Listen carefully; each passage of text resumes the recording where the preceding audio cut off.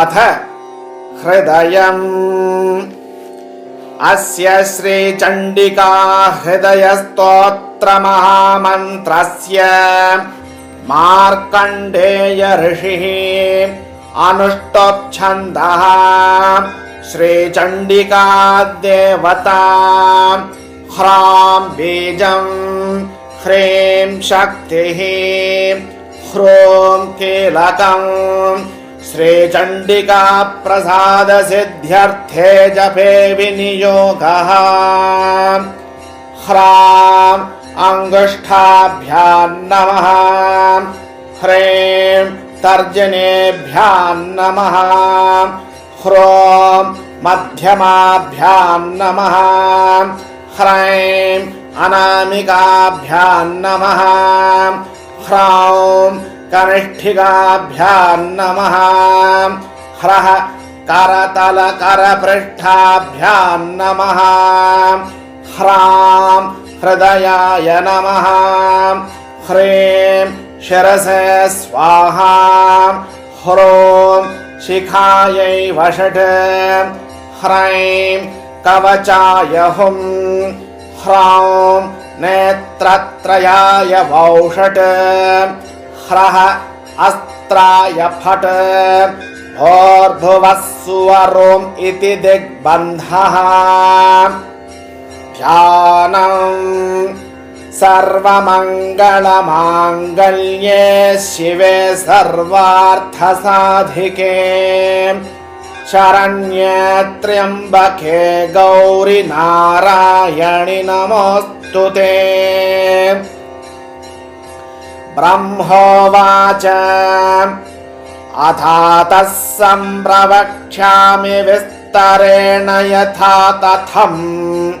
चण्डिका हृदयं गुह्यं शृणुष्वैकाग्रमानसः।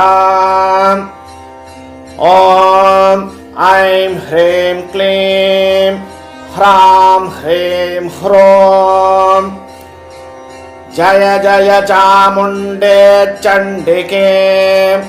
त्रिदशमणिमकुटकोटीरसङ्घट्टितचरणारविन्दे गायत्री सावित्री सरस्वती महाहीकृताभरणे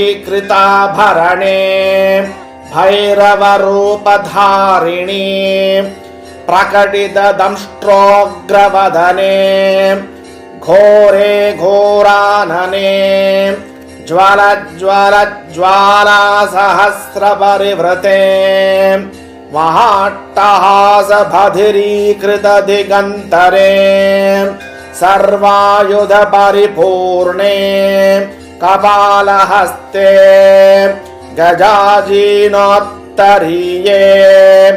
भूतवेतालबृन्दपरिवृते प्रकम्पितधराधरे मधुकैटभमहिषासुरधूम्रलोचन चण्डमुण्डरक्तबीजशुम्भनिशुम्भादिदैत्यनिष्कण्टके कालरात्रि महामाये शिवे नित्ये इन्द्राग्नियमनिरृतिवरुणवायुसोमेशान प्रधानशक्तिभूते ब्रह्म विष्णु शिवस्तुते त्रिभुवनाधाराधरे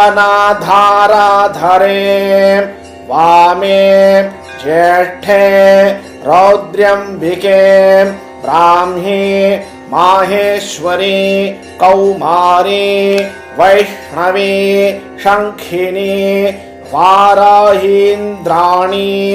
चामुण्डा शिवदूती महाकाली महालक्ष्मी महासरस्वती स्थिते नादमध्यस्थिते महोग्रविशोरगफणामणिघटितमकुटकटकादिरत्नमहाज्वालामय पादबाहुदण्डोत्तमाङ्गे महामहिषोपरि गन्धर्व विद्याधराराधिते